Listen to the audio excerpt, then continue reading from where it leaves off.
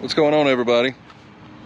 We are out here outside of Nashville in what I thought was going to be a little town, but it's not so little, in Hendersonville, Tennessee. And we're here to see the one and only Johnny Cash, the man in black, like one of the most influential artists of the country music era. And it is almost it's surreal, I guess, to come up here and visit and pay our respects to Mr. Cash. So I tell you what, let's go try to find his grave. And while we do that, I will talk a little bit about Mr. Cash and his life, and we'll celebrate everything that he did and all the songs and all that fun stuff. So let's do it. Oh, before we get going too far, let me get the ad out of the way and say that if you like the content that we are providing, feel free to go ahead and subscribe, because it means a lot to me, and it shows me that you enjoy the content that we are providing, and it helps the channel grow. We have grown substantially over the past month, and we would like to keep doing that. So if you enjoy the content, just hit that button and it'd help us out a lot. So let's try to talk a little bit about Mr. Cash, shall we? All right, so Johnny Cash, known as the legendary Man in Black. Johnny never really spent time in prison. He was arrested on a few charges, but he never actually did a lot of time for it. It is a nasty rainy day, and we are getting all kinds of wet, so I thought I'd walk over here under these trees that we have right here, and that might give us a little bit of shade from the rain, you know, help us out a little bit.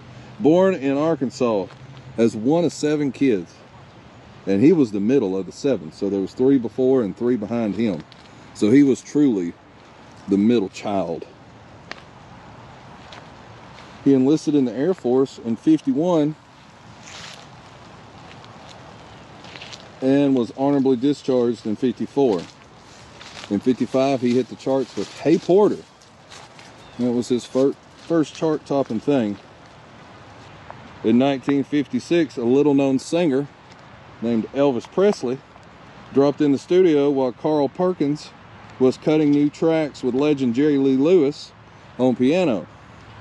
Cash just so happened to be in the studio that day, and they got together and did a couple tracks, which are now known as the $1 Million Quartet. Cash released his second album, probably the one that really did it, Folsom Prison Blues. It hit top 5 on the country and 20 on the pop charts. After that, he chose to leave Sun for a new record label, because Sun was only given 3% of the profits, while the new record label, or most other record labels, were giving 5% of royalties. Elvis did the same at that time of year. Cash met his wife June and performed a duet with her named Jackson, which won a Grammy. In '67, June and some of the family moved in with Johnny to help him recover from drugs and alcohol. And after that, Cash proposed on stage on February 22nd, 1968. They married a week later in Kentucky.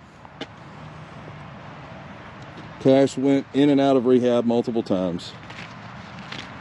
But in '97, Cash was diagnosed with a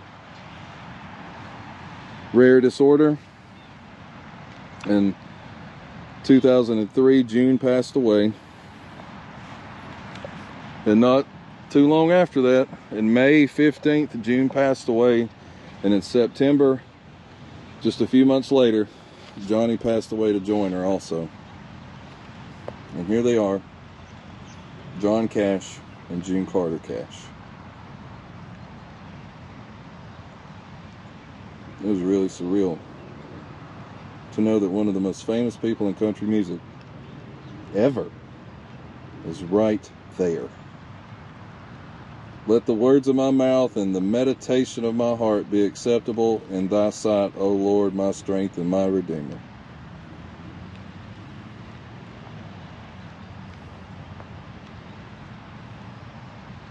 Wow. Kind of speechless.